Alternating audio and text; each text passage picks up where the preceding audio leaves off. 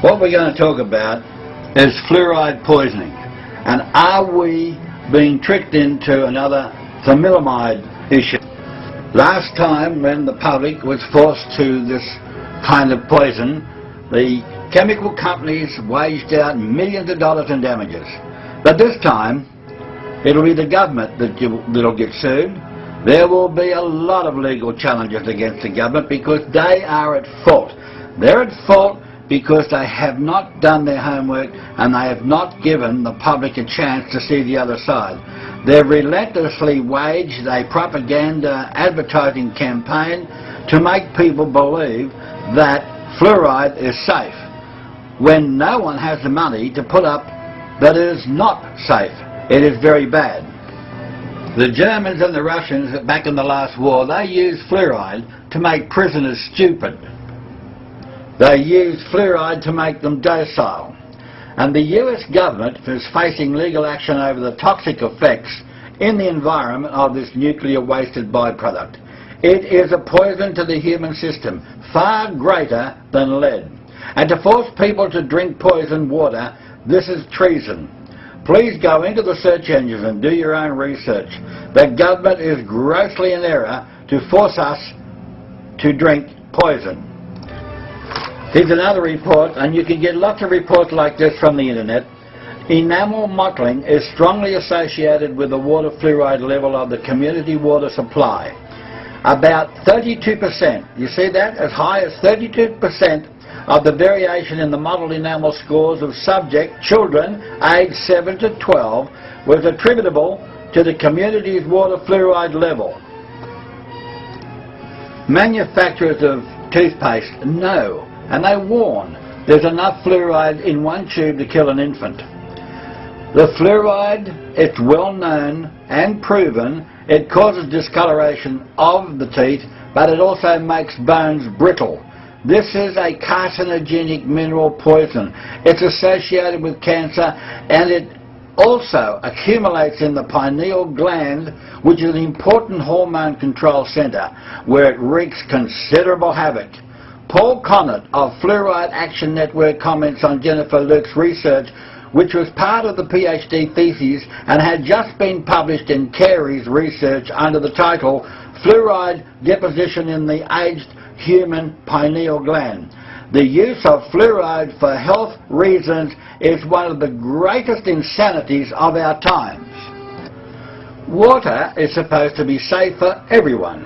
Why add a chemical that's a poison and make it in our system so that they know that it's a proven poison?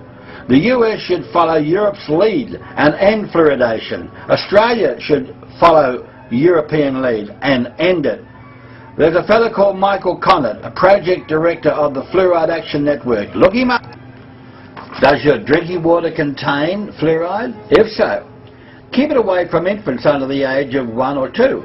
This is a directive that was issued recently by an unlikely source, and guess who? The American Dental Association, the ADA.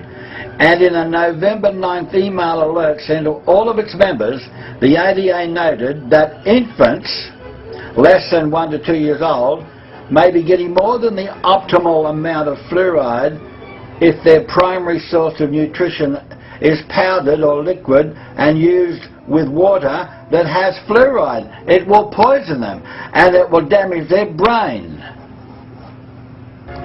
Now this is what the ADA said. They issued this advice because babies exposed to fluoridated water are at high risk for developing dental fluorosis, a defect of the teeth which can result in staining and even corrosion of the enamel. And in addition, on October 14th, the Food and Drug Administration, now you know how powerful they are, the FDA, the Food and Drug Administration stated that fluoridated water marketed to infants cannot claim to reduce the risk of cavities. It goes on to say that claiming that it prevents caries in children is false. This is a statement from the FDA. It goes on. Newborn babies have undeveloped brains and exposure to fluoride, a suspected neurotoxin, and it must be avoided. Fluoride is also linked with other health problems as well, including weakened bones, reduced thyroid activity, and possibly bone cancer in boys, according to a recent report from a team of Harvard scientists and the US National Research Council and other recent studies. Now here's another scientific report. In 1999, the US Centre for Disease Control, that's called the CDC, they released a report on the fluoridation of public water supplies. Ironically, the same report hints that the alleged benefit from fluorides may not be due to ingestion. This CDC report acknowledges the effects are topical rather than systematic or systemic. The obvious question is then, how can the CDC consider the addition of fluoride to the public water supplies to be a public health benefit and successful, while still admitting that at the same time that fluoride's benefits are not systemic? In other words, are not obtained from drinking it. The truth is coming out, now becoming increasingly evident, is that fluoridation and the proclaimed benefit of fluoride as a way of preventing dental decay is perhaps the greatest scientific fraud ever perpetrated upon the unsuspecting public. And we're falling for it here in Australia. We had the chemical companies who die down, wait down for 4, 5, 6, 10 years and then come back again with so-called new evidence that it's a worthwhile chemical for you and I to drink as a poison. Well, you've just seen another evidence and report that shows that fluoride caused pitting in kids' teeth, and this particular town put the kids back on fresh water and they've had excellent health. I'm leaving the internet URLs and website addresses so you can do your own research. Now take a look at the scientific report from the University of Western Ontario back in 2002, and you can see it on bruha.com. Now there's a ranking number next to these ailments. The ranking number will give you an idea of how often these occur. Arthralgia, 58. Arthritis, 58. Ataxia, 66. Autism, 171.